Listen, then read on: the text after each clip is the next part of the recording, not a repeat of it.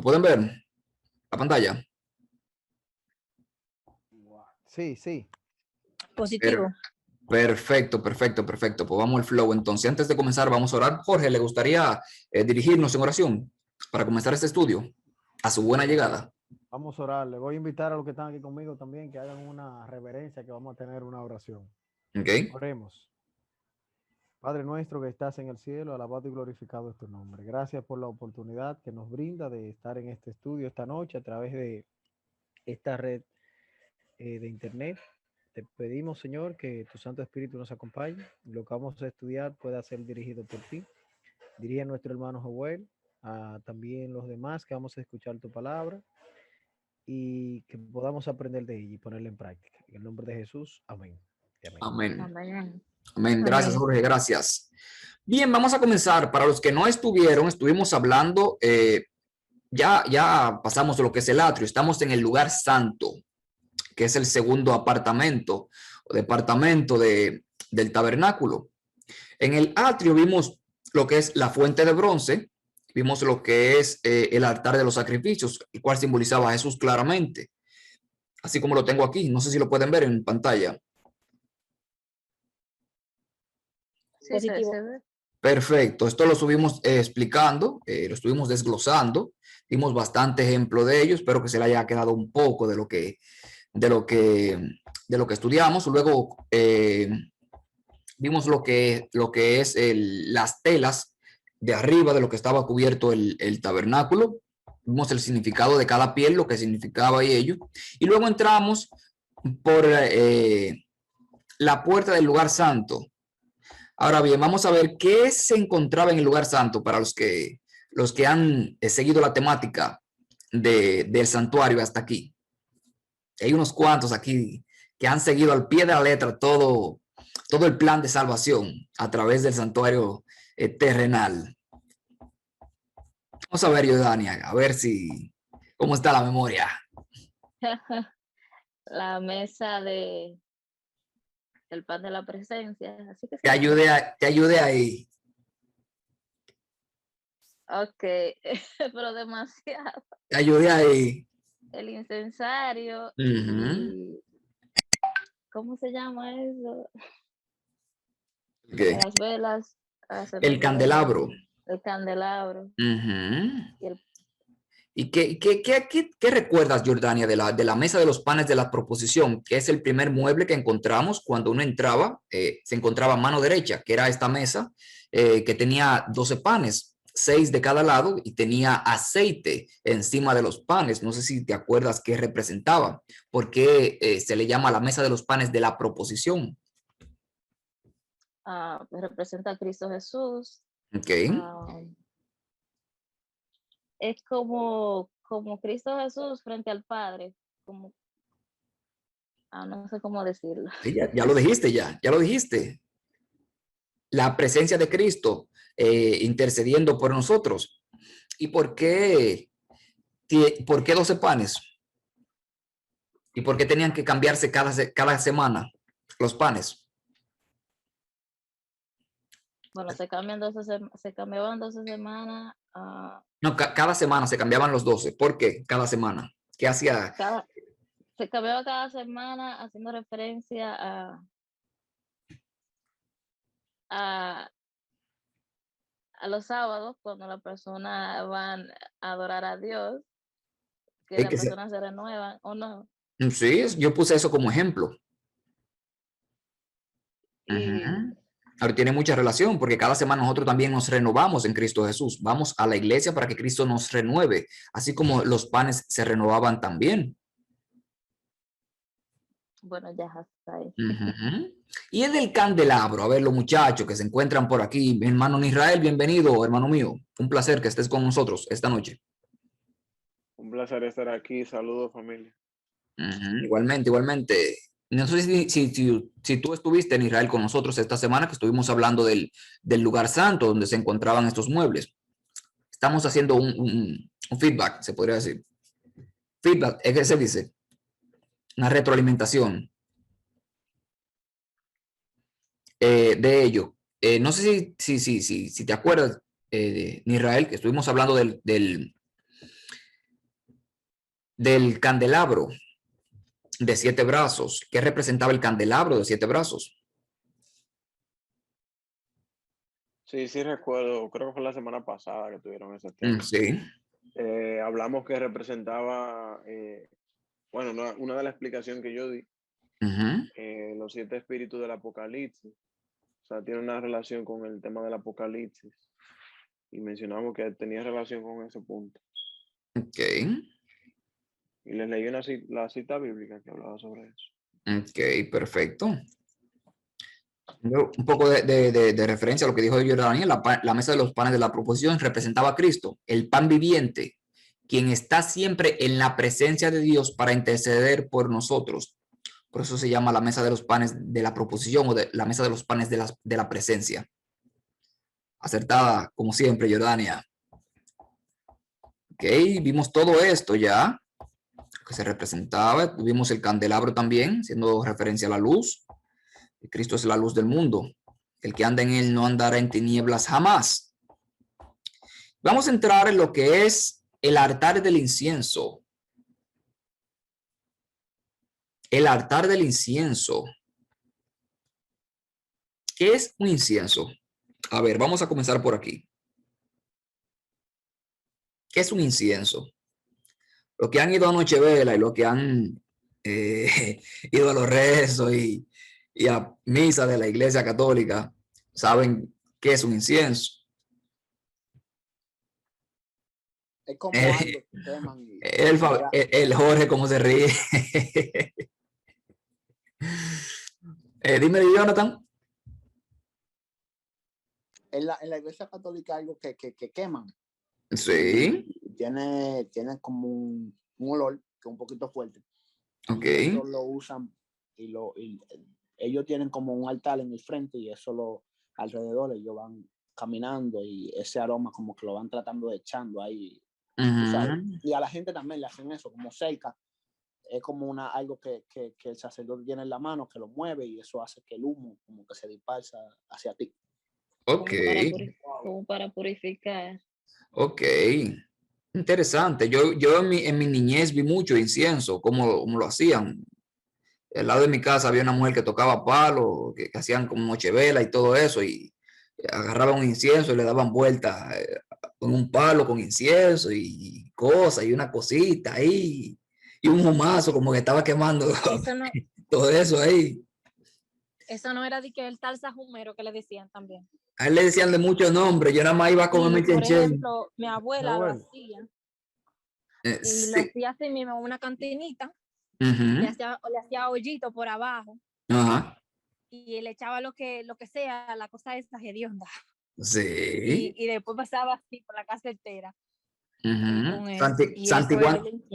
Santiguando la casa, como limpiándola.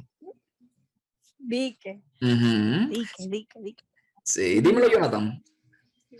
Sí, porque eso genera un olor bien fuerte cuando se está quemando. O sea, no simplemente huele a quemado, sino es como un olor fuerte.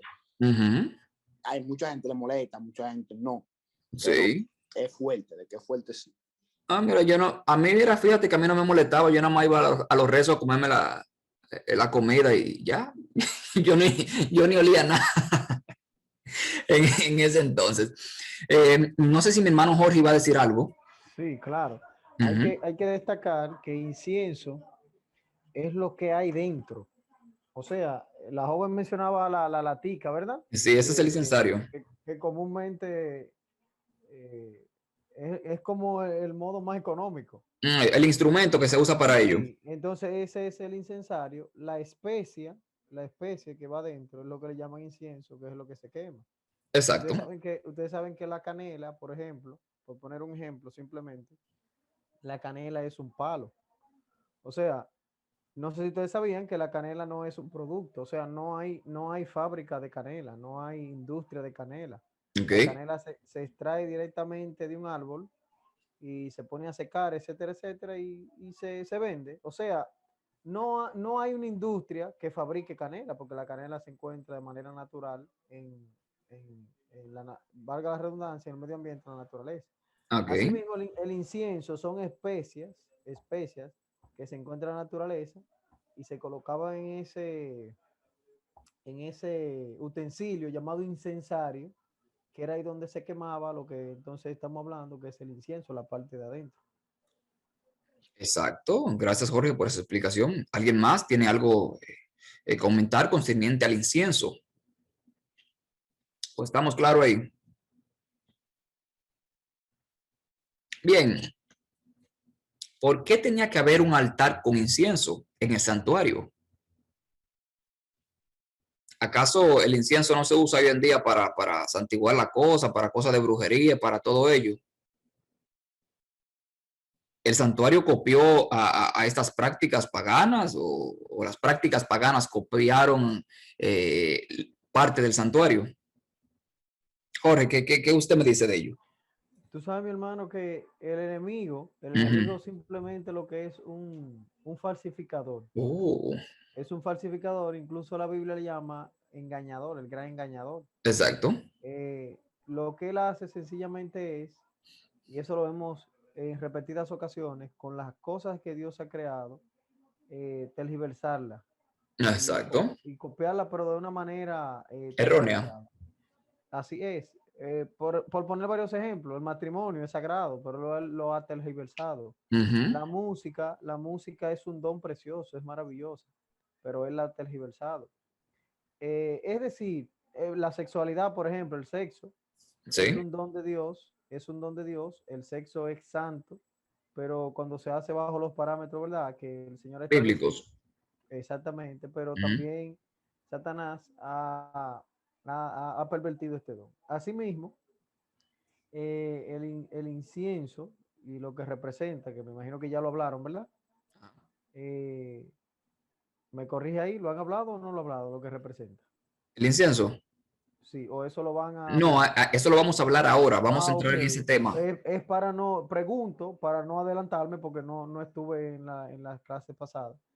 Entonces, Satanás, sabiendo la importancia, y lo vamos a ver la importancia del incienso y del incensario, ahorita cuando vayamos adentrando en el tema, Satanás sabiendo la importancia de eso y lo que representa en un servicio de adoración al verdadero Dios, él no se iba a quedar de brazos cruzados.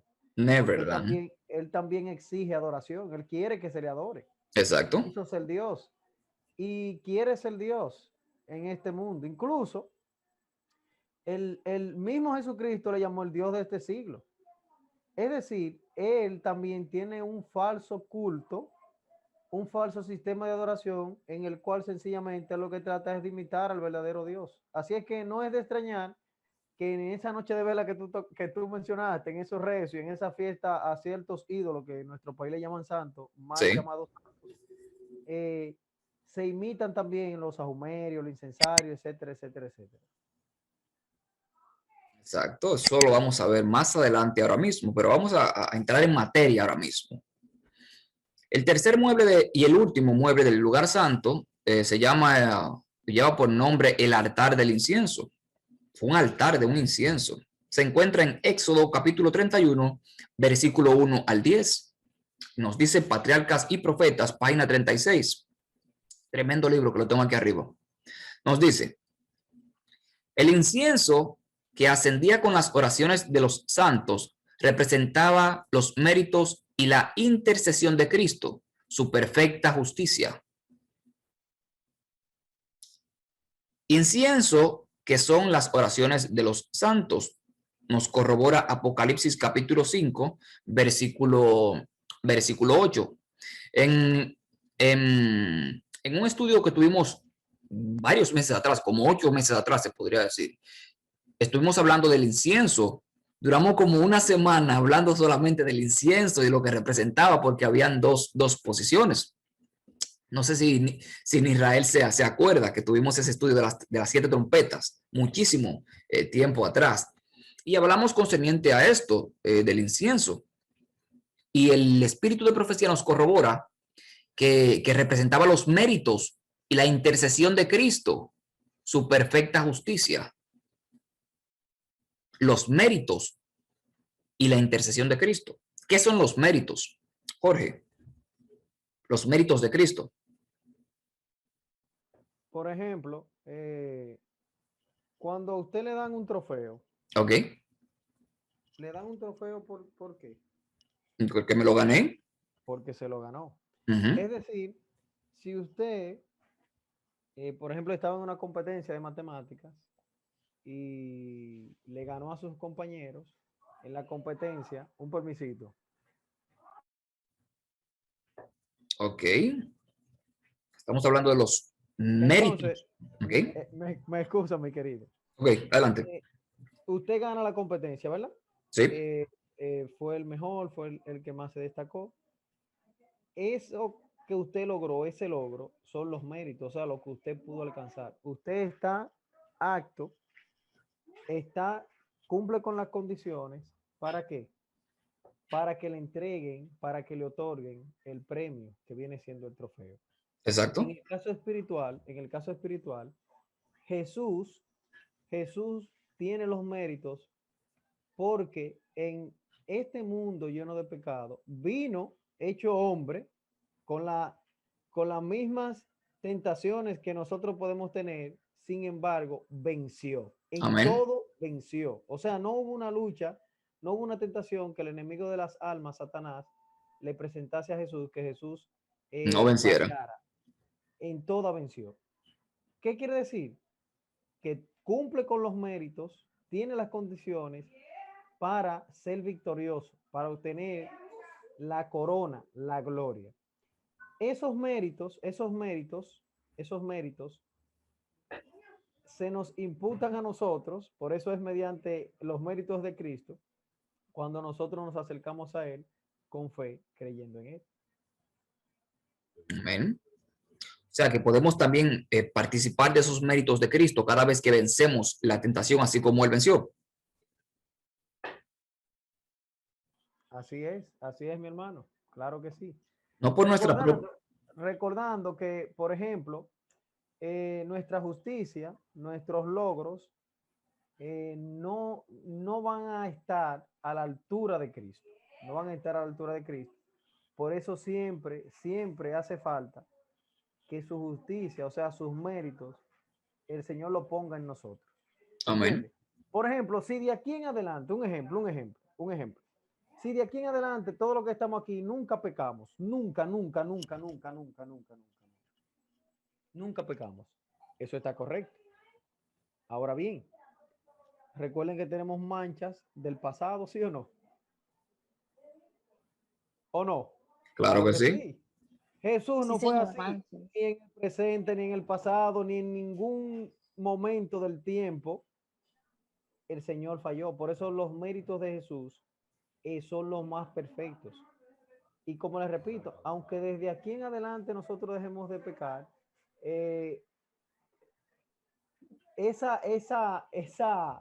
Mancha.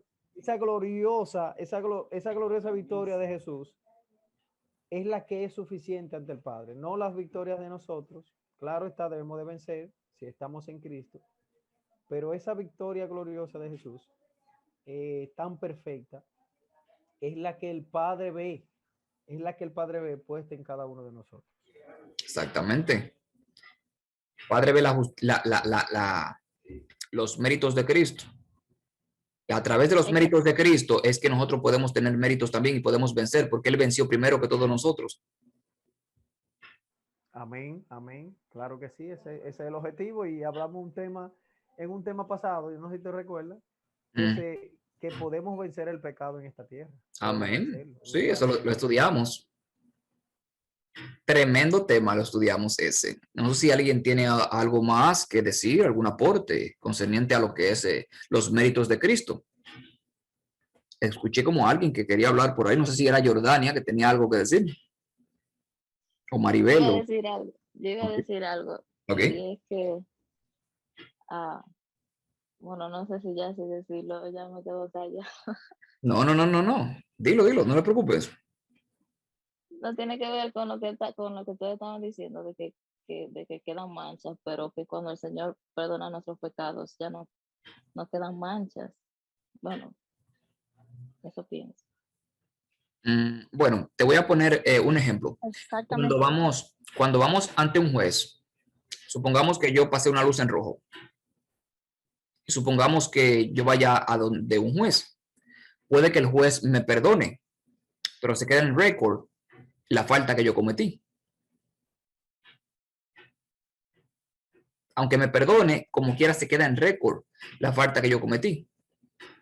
Exactamente. Y es precisamente por los méritos de Cristo que nosotros estamos aquí. Porque si Cristo no hubiera triunfado, nosotros no hubiéramos podido ser perdonados. Y aunque estábamos diciendo de que quedan manchas, aunque nosotros somos perdonados, sí quedan manchas en el pasado. Y como dices tú, Joel, eso queda en nuestro récord. Aún nosotros seamos perdonados, muchas veces nosotros tenemos que sufrir, o mayormente todas las veces nosotros tenemos que sufrir las consecuencias de nuestro pecado que cometimos. Exactamente. Joel. Sí, Jorge. Mira, esa pregunta, recuérdame el nombre de la joven que habló. Jordania Mercado. Jordania, es una pregunta, oye, muy, pero muy atinada al tema que estaba hablando. Y dije que no le quería decir, y no le quería hacer la pregunta. Oye, ¿qué pregunta? Yo creo que esa debe ser la pregunta central de este tema. Amén. Y mira por qué. En el santuario, y ya ustedes estudiaron el atrio, ¿verdad? En el atrio había un mueble que era el altar del sacrificio. Cuando sacrificaban una víctima, valga la redundancia, la sangre la asperjaban, o sea, la regaban en los cachos, al pie del altar, etcétera, etcétera, etcétera. Bien, eso era símbolo de que un cordero o un animal moría en lugar de ¿quién? Del pecador. Del pecador. Y los pecados eran perdonados ahí simbólicamente y representando a Cristo. Ahora bien, esa sangre, quiero decirle, mis queridos, esa sangre que regaban en los cuernos del altar, que eran 4, esa sangre nadie la limpiaba. No, esa sangre se quedaba ahí todo el año. Es decir, tus pecados eran perdonados, ya tú no eras culpable de esos pecados, pero quedaba un registro. ¿Se entiende bien? Perfecto. Quedaba un registro. Ahora, ¿cuándo era que también te borraban ya definitivamente todo el registro? A eso lo vamos a ver un poco más adelante. Eso todavía viene, pero es para responder la pregunta, varón. No, pero respóndala, no se preocupe. Para que la hermana no se me vaya con la... No, respóndala, varón, respóndala.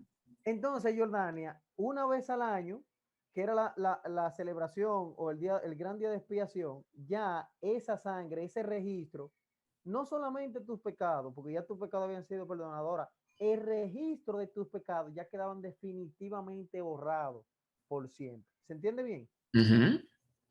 Y mira qué interesante. Nosotros estamos viviendo el gran día de la expiación. Es decir, todavía no sabemos si el registro completo de nosotros se ha borrado, porque es que estamos en eso y no sabemos si nuestro nombre ha pasado todavía. ¿Se entiende bien? Exacto. O sea, tenemos la convicción, como dice Jordania, de que nuestros pecados han sido perdonados. De eso estamos seguros. Ahora, el registro, todavía no lo sabemos porque es que estamos en el gran día de la expiación todavía y ese día no ha pasado. Exactamente. Interesantísimo, Jorge. ¿Sabías, Jordania, que por eso somos llamados adventistas del séptimo día? ¿Sabes que por eso fue que se originó el movimiento adventista del séptimo día? Por esto mismo que estamos hablando aquí. Por el día de la expiación o el Yom Kippur, que era la sexta fiesta del santuario, que eso lo vamos a ver también más adelante. Vamos a ver las fiestas también. Vamos a ver todo. Uno de los versículos por los cuales somos adventistas del séptimo día es Daniel capítulo 8 versículo 14, que nos dice: y hasta 2300 tardes y mañanas y el santuario sería purificado, haciendo referencia a lo que mismo que estamos hablando, pero eso lo vamos a ver un poco más adelante con más detalle todavía. ¿Tenías algo que decir, Jordania? Oh, sí, que Jesús, o sea, está, ¿cómo se dice? ¿Intercediendo? Sí, intercediendo, o sea, diario por nosotros, o sea, no sé si me voy a entender. Vamos a hacer un recuento, de lo que estudiamos. Cuando entrábamos al lugar, cuando entrábamos al atrio, cuando yo entraba al atrio por mis pecados y yo iba a pedir perdón por mi pecado, ¿cómo era que yo lo tenía que hacer y cómo y quién era que hacía el trabajo por mí? Cuando yo entraba al atrio, que encontrábamos en la fuente de bronce y el altar de los sacrificios, ¿quién era que hacía el trabajo por mí? Un sacerdote. Ok, ¿y qué hacía el sacerdote? ¿Intercedía diariamente por la persona que iba a pedir perdón por los pecados, o intercedía semanal, o intercedía mensual, o intercedía cuando él quería?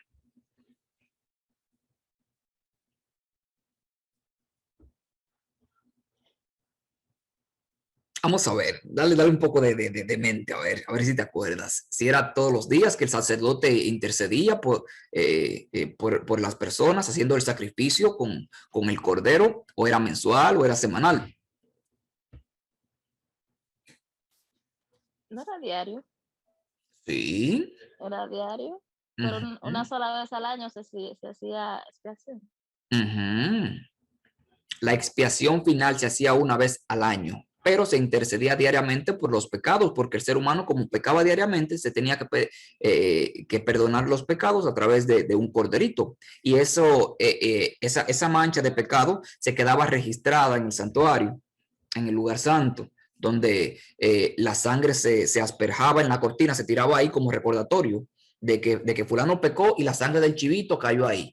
Ok, mañana vino el perencejo y pecó y la sangre del chivito cayó ahí. Y esa sangre se iba acumulando por un año. Oye, por un año, eso lleno de sangre, esa cortina ahí. Ese desastre, se podría decir. Ese desastre de sangre por un año ahí. Y luego venía el día de la expiación, que esto lo vamos a estudiar con lujo de detalles. Oye, con lujo de detalle vamos a estudiar todo. Ese apartado de la expiación final o el día de Yom Kippur. ¿Alguna pregunta, alguna aclaración, algún aporte? ¿Cómo vamos hasta aquí? ¿Se está entendiendo un poco de lo que se está tratando aquí, esta noche? El Jonathan lo veo callado por ahí. Déjame ver. El Ollito tengo por aquí todavía. Tengo el Fabián también, que lo tengo calladito por aquí. Todo bien, aquí prestándole pila de atención, ¿verdad? Ok. Fabián, si no entiende cualquier cosa, usted sabe que tiene que preguntar, hermano mío, para que así de la pregunta suya podamos nutrirnos todos. Mira qué tremendo tema sacamos de la pregunta de Jordania. Claro, yo si tengo una duda de una vez tiro para adelante. Claro, no, yo sé que sí. Bien, vamos a proseguir entonces con lo que es el altar del incienso. Nos sigue diciendo, a veces llamado altar de oro. También se llamaba altar de oro. ¿Qué representaba el oro? La naturaleza divina de Exactamente. ¿Y la madera? la humana. Ok. La naturaleza humana. Ok. ¿Está oyendo, Jorge, cómo están estos alumnos cortando? No, esto está nutritivo y sustancioso. Oye, están cortando bajito. Bien. A veces llamado altar de oro. Se encuentra en Éxodo capítulo 40, versículo 5, Éxodo 39 y 38. Fue colocado en el lugar santo, frente al velo que separaba el lugar santo del Santísimo. Se encuentra en Éxodo capítulo 40, versículo 26. ¿Por qué se colocaba detrás de la cortina que separaba el lugar santo y el lugar santísimo? Esto lo vamos a dejar un poco más para adelante. No, todavía no hemos llegado ahí, pero para que vayan teniendo una idea. Varón, e incluso para esa pregunta que se la quería responder. No la quería, no. Responda, varón. No, espérese, que es que tengo una pregunta más fuerte todavía. Ok. Que va con esa pregunta. Y presten atención todos los presentes. Ok. Y si es posible, también vayan al libro de Hebreos 9, por favor. Ay, varón. Quiero decirles que en una ocasión estaba estudiando este tema solamente con la Biblia, porque cuando los primeros, y no estoy hablando en contra de mi querida profeta Elena White, pero ustedes saben que a veces hay personas de otras religiones que no creen en los testimonios de Elena Ok. Es con Biblia pura que hay que entrarle. ¿Qué es lo mismo? Pero la Biblia está totalmente claro ese tema. Exacto. Le decía que Pablo, óigame, Pablo explica el santuario de una manera que usted lo único que tiene que saber es leer un chin. Magistral. Oye, mire, Pablo dice algo que pareciera ser que contradice lo que dice el libro de Éxodo. Y ahí es que viene la pregunta, pareciera ser, pero no. ¿Están todos con su Biblia? ¿Sí? ¿Y los demás qué dicen? Sí, Queda todo el mundo altillado, varón. Bien, gloria a Dios, gloria a Dios. Amén. ¿Saben que este es el libro de texto aquí? Ok. Si escuchan alguna bulla de fondo, me perdonan. No se preocupe, no se preocupe. Dice aquí en el versículo, bueno, desde el 1, vamos a leer, Jehuel, si me permite. Del 1 al 3. Adelante, adelante, adelante. El primer pacto tenía reglas para el culto y también un santuario terrenal, que es lo que estamos estudiando. El tabernáculo estaba dispuesto así, o sea, estaba hecho así. En su primera parte llamada Perdón, lugar santo. Sí, Hebreos 9. pero Hebreos 9, capítulo 9. Sí. Sí, capítulo 9, Perdón, que no versículo, escuché eso. ahora estamos en el 2. Ok, perfecto. Ahora estamos en el Gracias. versículo 2. Muy bien. Perfecto. El versículo dice, el tabernáculo, o sea, el santuario que estamos estudiando, estaba dispuesto así. En su primera parte, llamada lugar santo. O sea, Pablo está obviando, porque santuario se le llama a todo. O sea, Pablo le llama santuario ¿a qué? A todo. A todo, a todo. Al atrio, a la carpa, que es donde estaba el lugar santo y el lugar santísimo. Ahora, tabernáculo, ya Pablo le llama a la carpa, o sea, donde estaba el lugar santo y el lugar santísimo. A eso es que Pablo le llama tabernáculo. ¿Se entiende bien? Perfectamente. Entonces, la primera parte del tabernáculo, ¿cómo se llama? Lugar santo. santo. Ahí Ajá. lo dice Pablo, que es el que estamos estudiando esta noche, ¿sí o no, Jehuel? Sí, perfecto. No, perdón, el primer lugar del santuario No, del tabernáculo, o tabernáculo. del tabernáculo es el atrio, el primer lugar. No, o sea, del santuario es el atrio, del santuario. Ok. Porque el santuario es, yo le digo carpa, porque ustedes saben que eso se desmontaba y se montaba y se movía. En la carpa, o sea, en la casita que había, estaba el lugar santo y el lugar santísimo. Oh, En esa dentro de la casita, sí. Dentro de la sí, casita el lugar santo será el primero. que yo le llamo carpa, ¿verdad? Ok, sí. Y Pablo le llama tabernáculo. El tabernáculo era la carpa. Ahora, el santuario era todo, o sea, esa carpa, el atrio, eso es el santuario, o sea, en general se le llama santuario. Bien. Ok. Ahora, la carpa donde estaba el lugar santo y el lugar santísimo, Pablo le llama como tabernáculo. Bien. Entonces, la primera parte del tabernáculo, ¿cuál es? El lugar santo. Santo, que es el que estamos estudiando esta noche, ¿cierto? Sí. Miren algo. Pablo dice ahí en el mismo versículo 2, estaban las lámparas, ya la vimos, ¿verdad? Sí. La mesa de los panes, ya la vimos, ¿verdad? Perfecto. De los panes de la presencia. Y termina ahí. O sea, Pablo no menciona el altar del incienso que estamos estudiando, ¿sí o no? Exacto. O sea, no lo menciona en el lugar santo, pero ahora viene a describir el lugar santísimo y ahí sí menciona el altar del incienso. Oigan, qué interesante. Oh, Versículo 3. Interesante, ¿verdad? perfecto. Ahora, Sí. el segundo velo, es decir, cuando tú cruzabas ya ese velo que separaba el lugar santo del lugar santísimo, dice Pablo que ahí estaba parte, la parte llamada lugar santísimo. Este tenía el incensario de oro, que es el que estamos estudiando. Pablo lo menciona no en el lugar santo, sino en el lugar santísimo. ¿Se entiende bien? ¿Por qué en el lugar santísimo? Esa es la pregunta y ahí es que voy. Este tenía el incensario de oro y el arca del pacto cubierta de oro. Esta arca contenía una urna de oro con el maná, la vara de Aarón que rebeldeció y las tablas del pacto. Eso lo vamos a estudiar después. La vara, el maná y las tablas de piedra y el arca, ¿verdad? El arca del pacto. Sí. Ahora, me llama la atención, y ustedes mismos fueron testigos, ustedes lo leyeron, que Pablo, el altar del incienso, lo menciona en qué lugar, en el lugar santo o en el lugar santísimo. En el lugar santísimo. En el lugar santísimo. Sin embargo, nosotros lo estamos estudiando en el lugar ¿qué? Santo. Santo, o sea, en la primera parte. Y en el libro de Éxodo también está en la primera parte, en el lugar santo. Ahora bien, muchos que lo que les gusta es buscar contradicción en la Biblia, decían, míralo ahí, se contradijo. ¿Sí o no? Sí. Míralo ahí, se contradijo. Quiero decirles, mis queridos hermanos y amigos, que en la Biblia no hay ni una contradicción. Neverland. Y lo que parece contradictorio, en verdad lo que hay que estudiarlo es a fondo, porque no hay ninguna contradicción. Respondiendo a la pregunta de Jewel, ¿qué significa el altar del incienso? Y mezclándola con esta pregunta también de Pablo, ¿por qué Pablo la menciona en el lugar santísimo y no en el lugar santo? Bueno, viene respuesta. Y para esto voy a poner un ejemplo. Jewel, ¿dónde tú naciste? El Hospital Alejandro Cabral. Sí, ok, ya eso lo sabemos. ¿Pero en qué ciudad? San Juan de la Maguana. San Juan de la Maguana. O sea, tú eres de San Juan de la Maguana, República Dominicana. Ajá. Ahora, ¿dónde tú vives? Estoy viviendo aquí en New Jersey ahora mismo. En New Jersey. Le voy a preguntar también a Jordania. ¿De dónde eres? De Tenares, Tenares. ¿Y vives? en New Jersey. ¿Y Fabián? ¿De dónde es? Loyi. De República Dominicana. ¿Y dónde De vives San ahora? Francisco. En New Jersey. Ah, pues son vecinos ustedes. ¿No? Jonathan, Sí, ¿de dónde eres? nací en la capital.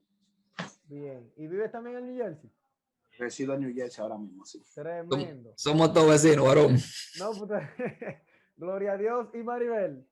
Oh, Lo mismo que yo, ¿ves? lo mismo. Ese nativo de allá, Jorge, ese de allá, San Juan. San Juan era Jorge. Pero, qué bien, qué bien. Bueno, pues yo también soy sanjuanero, pero vivo aquí en Santo Domingo, en la capital. ¿Por qué le pregunté a todos? Fíjense, que ustedes son de un lugar, pero no están en ese lugar, están en otro. No sé si se comprende. Exacto. O sea, ustedes pertenecen a un lugar, a República Dominicana, pero ustedes no están viviendo actualmente en República Dominicana. Ahora ustedes pertenecen a República Dominicana. ¿Se entiende bien? Sí. Así mismo es. Comprendiendo esto, podemos entender esto del altar del incienso que Pablo lo menciona y dice que pertenece al lugar santísimo, pero en el libro de Éxodo, Dios ordenó que lo ponga en el lugar santo. Sencillamente es lo siguiente, miren, como acabamos de ver ahorita, ese humo que sube, y en el libro de Apocalipsis lo vemos, representan las oraciones. ¿Se entiende bien? Ese humo son las oraciones que suben como un grato aroma ante Dios. Ahora ese humo es a través de un sacerdote que está ahí oficiando. Ese sacerdote es que presenta las oraciones, o sea, las oraciones del pueblo. Ese sumo sacerdote. Ese sumo sacerdote es Jesús, eso lo sabemos. Miren qué es lo interesante de esto. El altar del incienso, como representan las oraciones, ¿qué es orar? ¿Qué es orar? Es hablar con Dios como si Él fuera nuestro amigo. Esa es la definición más básica de oración. Hablar con Dios como si Él fuera nuestro amigo. Pero resulta que hablamos con Dios a través de la fe porque no lo vemos. ¿Sí o no? Real. Real, amén. No vemos a Dios. O sea, usted habla con Jewel, yo hablo con Jewel, pero nosotros nos vemos. El pecado ha ocasionado una cortina entre nosotros. Ha ocasionado una separación. Por eso, aunque el altar del incienso pertenece al lugar santísimo, es decir, donde se mostraba la presencia de Dios, la Santa Chequina era en el lugar santísimo, no en el lugar santo. Es decir, y excúsenme que utilice esa palabra tanto, es decir, si el altar del incienso estuviera en el lugar santísimo, significa que usted está hablando con Dios cara a cara, y eso no es posible porque no oramos, o sea, no hablamos con Dios y lo vemos cara a cara tal y como Él es, como lo ven los ángeles. Como ese incienso, ese humo representan las oraciones de nosotros, si estuviese en el lugar santísimo, que es donde pertenece, es como si nosotros estuviéramos hablando con Dios cara a cara, y eso no sucede porque el pecado ha ocasionado una barrera, es decir, una cortina entre nosotros. Por eso, aunque el altar del incienso pertenece al lugar santísimo, no puede estar en el lugar santísimo, sino en el lugar santo. ¿Qué es lo que quiere decir? Que a través de esa cortina, a través de esa cortina, impide que nosotros veamos a Dios, su presencia cara a cara. Por eso está del otro lado de la cortina, en el lugar santo. Y ese humo, recuerden, pasa por encima de la cortina y llega a la presencia de Dios, que es el lugar santísimo, donde se manifestaba la Santa Shekinah. Eso es temporal, Amén. eso es temporal, eso no va a ser para siempre, porque dice la Biblia que le veremos tal y como Él es. Amén. O sea, le veremos Más claro de ahí ni el agua. y no habrá necesidad de intermediario, de sumo sacerdote, porque lo veremos tal y como Él es, dice la Biblia. Pero por el momento, estamos en el lugar santo. Es decir, lo correcto es que nosotros tuviéramos la condición de Adán, que hablaba con Él cara a cara, o sea, estuviéramos en su presencia y lo veamos tal y como Él es. Pero al haber un pecado, el pecado ocasionó esta división y ahora hay una limitante que nos impide ver su presencia, verle cara a cara. Por eso las oraciones no están ante su presencia, sino en otro lugar, en el lugar santo, con esa limitante del velo, que no le podemos ver. ¿Se entiende bien? Ah, claro, ni la compañía de teléfono, Así varón. es que, mis queridos, la Biblia no hay contradicción. Simplemente Pablo presenta a donde debiera estar, o sea, a donde pertenece el altar del incienso. Ahora, donde Dios la colocó, no es donde pertenece, porque recuerden que eso, todo lo que hay ahí simboliza algo en el plan de salvación. Y Todo. la oración es parte del plan de salvación, que oremos a Dios. Jesús lo hacía, los discípulos lo hacían, los santos a través de la historia bíblica lo hacían, y los que han de esperar a Cristo deben velar y orar a través de la historia. O sea, la oración es parte de salvación. Ahora, ninguno de los que oramos vemos a Dios cara a cara, por eso no puede estar en el lugar santísimo, donde está la presencia de Dios. Tiene que estar en el lugar santo con un impedimento. Ese impedimento representa el pecado, lamentablemente. Pero aún así, como es una cortina, el humo pasa para el lugar santísimo. Es decir, las oraciones llegan a la presencia de Dios, mis queridos. Exactamente. ¿A quién le ha gustado esa explicación magistral que ha dado Jorge de la cortina? Tremendo, Amén. tremendo. Amén. Con fuerza. Aleluya. Amén. Tremendo, varón. Gracias, Más varón. claro de ahí Gracias. ni el agua. Más Gracias claro por de su ahí ni el agua. intervención, varón. Tremendo, No, tremendo. Muy interesante. Gloria a Dios. Muy interesante, Jorge, lo que tú acabaste de decir. ¿Cómo tenía que estar el sacerdote para poder entrar una vez al año a la presencia de Dios? Bueno, en primer lugar, el que entraba era el sumo sacerdote, ¿verdad? Sí, el sumo sacerdote en una respuesta contundente. Sí. No, limpio. Tenía que estar limpio para poder entrar a la presencia de Dios. Sí, porque incluso el primer sacrificio que él hacía no era por el pueblo, era por él mismo. Por él, en primer lugar.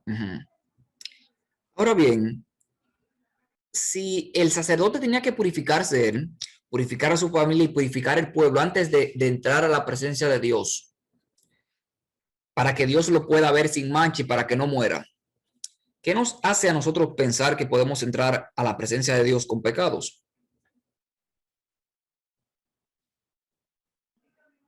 Bueno, mi querido. ¿Acaso purificaba la presencia de Dios, la Shekinah, al sumo sacerdote cuando estaba en su presencia? ¿O era una constante purificación que tenía que tener el sacerdote antes de entrar a la presencia de Dios para no ser consumido? ¿Seremos nosotros también consumidos si entramos con pecado a la presencia de Dios? ¿O Dios nos perdonará? ¿O Dios va a tirar por tierra lo que tenía por estatuto perpetuo con el sumo sacerdote? ¿Es posible dejar de pecar aquí en la tierra y entrar sin mancha ante la presencia de Dios? ¿No es lo que nos dice Efesios capítulo 5, versículo 25 en adelante? La iglesia que Cristo viene a buscar. ¿Cómo es la iglesia que Cristo viene a buscar, Jorge? Pura, una iglesia sin mancha. Pura y sin mancha. Mira, Joel, tú estabas diciendo algo, permíteme. Adelante. tú preguntabas si la Santa Chequina, o sea, la presencia de Dios, que así se le llamaba, Ajá. que estaba ahí en el lugar santísimo, Sí. si purificaba al sacerdote, si entraba con pecado. Ujú. Mira, si el sacerdote entraba con pecado, la Santa Chequina lo que lo iba era a matar. A consumir ahí mismo. Sí, el sacerdote tenía una campanita en los ruedos, en el borde del vestido, Sí. que mientras esa campanita estaba sonando, claro, el Todo pueblo vivo. estaba en total reverencia, ahí no se Ujú. escuchaba nada. El centro de atención era esa ceremonia. Ujú. Entre esas campanitas estaban sonando, las personas decían, bueno, el hombre está vivo, está Está vivo, está vivo, está vivo. moviéndose. Si esas campanitas dejaban de moverse, nadie entraba, porque recuerden que era solamente el sumo sacerdote que entraba. Es No real. sacerdote, sumo sacerdote. Ujú. El hombre tenía una cuerda amarrada a su cuerpo, que por ahí mismo era que lo sacaban. Si la campanita dejaba de sonar, se armó el juidero ahí mismo, saqué el hombre. A sacar el hombre, jalalo. Es decir, nadie podrá estar de pie en aquel día, cuando Cristo venga, si no hemos remediado nuestros defectos de carácter. Es decir, ahora es el tiempo, por la gracia de Dios, digo gracias porque gracia es el chance, la oportunidad que Dios nos da. Todavía tenemos oportunidad para remediar nuestros defectos de carácter y con el poder del Espíritu Santo podemos, en el nombre del Señor. Amén. Amén. Si comienzo a dar citas ahora mismo de lo que es la perfección de carácter y la condición que tenemos que estar, en la que Cristo quiere que estemos hoy en día, para poder estar ante su presencia, no terminamos hoy de las citas bíblicas. Pero simplemente le voy a dar una sola que se encuentra en Mateo capítulo 5, versículo 48, para que lo lean. Pero vamos a proseguir con el estudio. ¿Cómo vamos hasta ahora, los muchachos? ¿Alguna pregunta, alguna aclaración, algún aporte? ¿Podemos proseguir hacia abajo? ¿O hay algo que no estamos entendiendo bien todavía? ¿O tenemos dudas, tenemos preguntas? Bien. No. Mantengan ese texto ahí, Mateo capítulo 5, versículo 48. Para que lo lean después que terminemos, para concluir este estudio. Estamos casi concluyendo, ya en 5 minutos concluimos. Vamos a seguir leyendo lo que nos dice el estudio. Fue construido con madera de acacia, haciendo referencia al altar del incienso. Fue construido con madera de acacia y se lo recubrió totalmente de oro. Ya sabemos qué representa la madera de acacia y el oro. Nos dice, el altar de oro de incienso era un constante recordatorio de la dulce intercesión de Cristo a favor de su pueblo. La fragancia del incienso asciende con las oraciones del pueblo de Dios como símbolo de la justicia de Cristo, haciendo aceptable las oraciones del pueblo. O sea que sin el incienso, las oraciones no podrían ser aceptadas por Dios. La fragancia del incienso asciende con las oraciones del pueblo. Las oraciones del pueblo se representaban mediante ¿qué? La plegaria que hacían las personas por sus pecados se representaban a través de ¿qué? En el santuario, en el lugar santo, a través de la sangre. La sangre o las oraciones normales. Los registros o las oraciones de las personas que cometían pecados se reflejaban a través de ¿qué? ¿Cómo sabían que las personas habían ido a pedir perdón por ese pecado?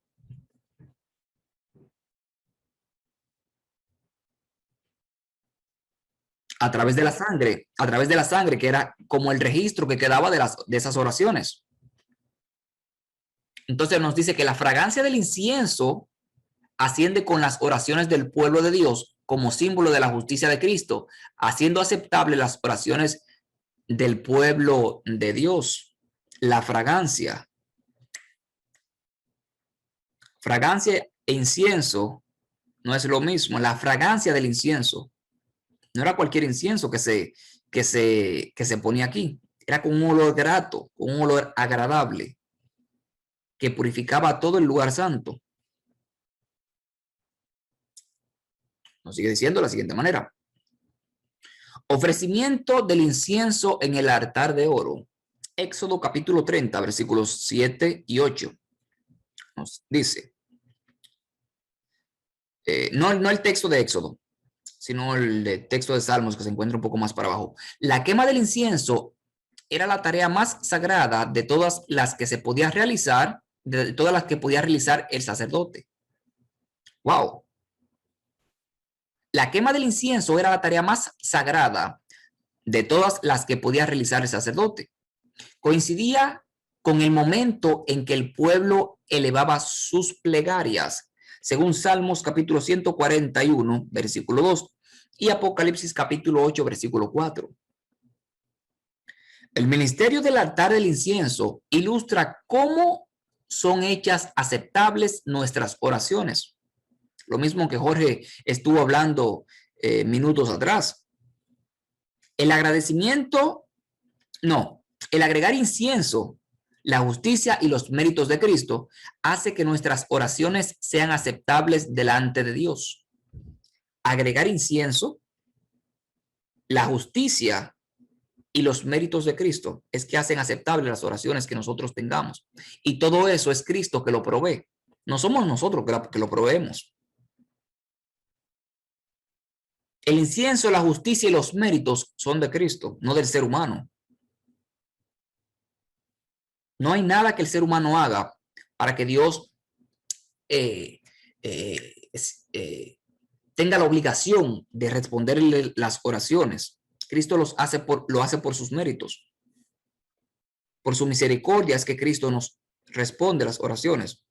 No es que yo voy a trabajar ahora mismo para que Cristo me responda la oración obligado. No, Cristo no responde todas las oraciones de la manera que tú quieres que Él la responda.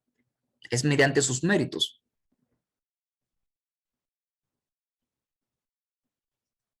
¿Alguna pregunta? Sí, Jorge. Mira, quiero decir algo porque me llegó algo a la mente. Ok. Fíjense ahí esa parte que Joel acaba de hablar. Es por los méritos de Cristo, como Dios, o sea, refiriéndose al Padre, a la persona del Padre, responde nuestras oraciones. Es decir, y esto hay que aclararlo muy bien. Ok. Nosotros oramos al Padre. Ahora bien, esa oración no llega.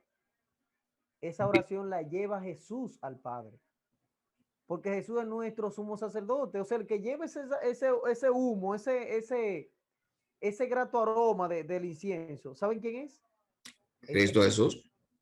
Entonces, ya el Padre no nos ve a nosotros, sino que lo ve a Él. Y su justicia es suficiente. Amén. Suficiente. La de ningún hombre es suficiente para estar de pie ante el Padre y presentarle su justicia. ¿Por qué digo esto? Porque el Papa, el que le llaman el Papa en esta tierra, es un hombre. Es un hombre. Y la misma condición que usted tiene, la tiene él. Es decir, él no puede interceder por ninguno de nosotros, ni siquiera por él mismo. Ahora, él debe de acudir al Padre a través de Cristo Jesús y sin lugar a duda que Cristo Jesús va a ser su intermediario. Pero él no puede ser intermediario ni siquiera de él, ahora más de otro. Díganme ustedes. Es que ningún hombre. Solamente la justicia de Cristo es la que puede estar de pie ahí ante el Padre, intercediendo por nosotros. Ninguna otra. Amén. Jorge. Quiero concluir con esto, Joel. Mis queridos, cuando oremos creyendo que el Padre nos escuche, porque es que ahí está el Hijo para interceder por nosotros. Amén. Amén. Tremendo, tremendo, Jorge. Jorge, ya que tú hablaste del Papa, por falta de tiempo no vamos a comenzar a hablar de los atributos que tiene el Papa como intercesor del ser humano, pero simplemente quiero una cita. Y excúsame que te interrumpa, porque era que tenía mucho sin entrar al grupo. Adelante, no te preocupes, Jorge. Ahorita, no pierda la idea, no pierda la idea. Tú sabes que ahorita comenzamos y no fue intencional, pero ahora estamos haciendo la amarre al final, de las cosas que Satanás ha falsificado. Una de ellas es el sacerdocio verdadero. El sacerdocio verdadero es el que Cristo está realizando ahora, que vemos en la Biblia. Pero Satanás ha falsificado ese sistema de adoración con el sacerdocio de esta tierra que conocemos a través de los obispos y etcétera, etcétera, etcétera, que es un sacerdocio falso porque ningún hombre puede mediar por mí sino Cristo Jesús. Amén. Amén. Una cita que se encuentra en una enciclopedia católica, Pronta Biblioteca, la pueden buscar en el apartado Papa. parafrasear un poco la cita, que nos dice que el Papa es como si fuese Dios en la tierra. Es el tomo 3 de la Tomo 3, pronta biblioteca, el apartado Papa. Católica, canónica, jurídica y etcétera, etcétera. Sí, el Papa es como si fuese Dios en la tierra. Tiene el poder de ¿qué, Jorge? De abolir, de cambiar, de interpretar y de darle sentido a la palabra de Dios. Oigan, más abajo nos dice que la tiara que tiene el Papa es haciendo referencia al rey del cielo, el rey de la tierra y el rey del infierno. La tiara o la corona papal. No vamos a comenzar a hablar de la corona papal ni de nada de eso porque ya se nos fue el tiempo, pero es simplemente para que veamos cómo el diablo falsifica lo que Dios ha santificado, lo que Dios tenía por estatuto perpetuo con su pueblo. El diablo hoy en día le ha dado el vino de Babilonia a todas las personas, las cuales están borrachas. Si le hablamos a las personas del sacerdocio de antaño, de cómo Cristo lo instituyó, el sacerdocio y cuál era el significado de ello, como lo estamos estudiando ahora, la gente lo que nos va a decir, pero ustedes lo que están es loco. Y eso se usa ya. Eso hace 4000 años que ya se abolió. Ahora estamos bajo el sacerdocio papal, porque es el vicario de Cristo. Él es el representante de Cristo aquí en la tierra. Y por ende debemos de adorarlo como se adora a Jesús, o más de lo que se adora a Jesús. Mis hermanos, el pueblo adventista tiene un llamado a desenmascarar a Babilonia, que se encuentra en el último mensaje de amonestación a las naciones, que es el mensaje del tercer ángel. Todo esto tenemos que saberlo de memoria, desglosarlo parte por parte, porque seremos llevados ante tribunales, ante gobernadores y ante gentiles por testimonio de Cristo.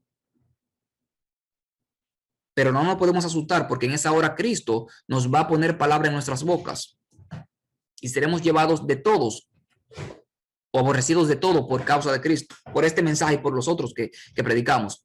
Mas el que persevere hasta el fin, este será salvo, nos dice Mateo capítulo 10, versículo 19 en adelante. Todo esto tenemos que saberlo, mis hermanos. De hecho, al principio de este estudio leímos una cita que nos dice que no debemos descansar hasta que no sepamos a detalle y explicarlo sin problemas el santuario completo. No podemos descansar de este estudio. No podemos descansar. Así que si ustedes estaban cansando y que tenemos ya 3 meses con el estudio, sáquense eso de la mente, mis hermanos. Cuidado, cuidado. Y si no, cuando terminemos, comencemos otra vez con el mismo estudio. No se sorprendan. Yo lo he estudiado ya 3 veces esto y pienso seguir estudiándolo hasta que me lo aprenda, que no se puede descansar, porque de esto tendremos que dar testimonio en el tiempo del fin. Las personas tienen que conocer el plan de salvación que Cristo ha ideado desde antes de la creación del mundo, y es a través del santuario terrenal. Toda la Biblia, las profecías, libros y demás están sujetos al santuario, porque es el plan de salvación. Y la Biblia completa es el plan de salvación que Cristo ha hecho.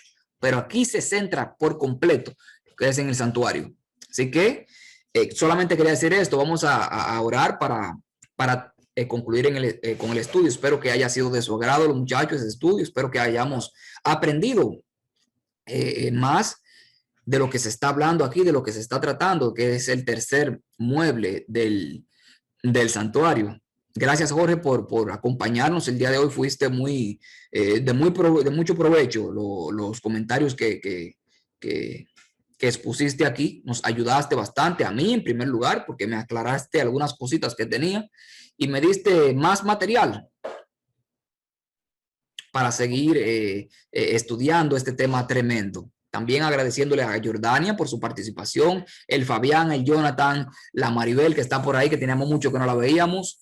Y nada, espero que Dios lo siga bendiciendo y que el lunes nos podamos conectar para seguir con este estudio, que no lo hemos terminado todavía, lo que es el altar del sacrificio. Y el altar del sacrificio no, el altar del incienso. Así que busquen papel y lápiz y vamos a seguir estudiando esto. Les voy a dar una tarea. Busquen las diferencias entre el sacerdote bíblico y el sacerdote de hoy en día, como el Papa lo tiene, se van a quedar con la boca abierta. Solamente busquen las diferencias, aunque lo vamos a estudiar un poco más adelante, pero busquen las diferencias. Se puede encontrar eso como un documental en YouTube. Sí, usted lo puede encontrar como un documental, como libro, lo puede encontrar como, oye, de diferentes maneras, pero te vas a quedar asombrado de cómo el mundo está engañado hoy en día, siguiendo una falsa religión, siguiendo un falso sacerdote y esperando a un falso Cristo. Para no quitarle más tiempo a los muchachos, vamos a orar, así como estamos. Oremos.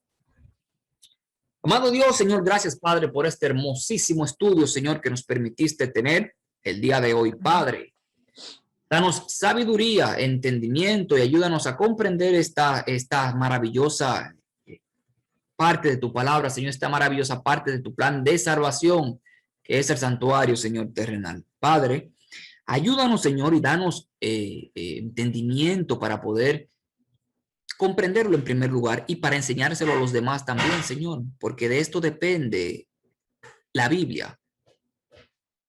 Este plan de salvación que tú has ideado desde antes de la creación del mundo es algo que tenemos que aprender y tenemos que predicarlo, Señor, para que las personas puedan salir de Babilonia, puedan entender cuál es el sacerdocio bíblico que tú has instituido y no el sacerdocio humano, como el ser humano lo ha podido manipular a su manera, Señor. Ayúdanos a seguir estudiando tu palabra, a guiarnos por un así escrito está, Señor, y a que podamos perseverar siempre, Señor, en tus caminos. Gracias por las personas que nos acompañaron, gracias porque nos permitiste estudiar y nada, Señor, gracias por todo y quédate con nosotros por el resto de nuestras vidas, esperando que nos podamos conectar la semana que viene, si Dios lo permite. En el nombre de Jesús, amén y amén. Amén.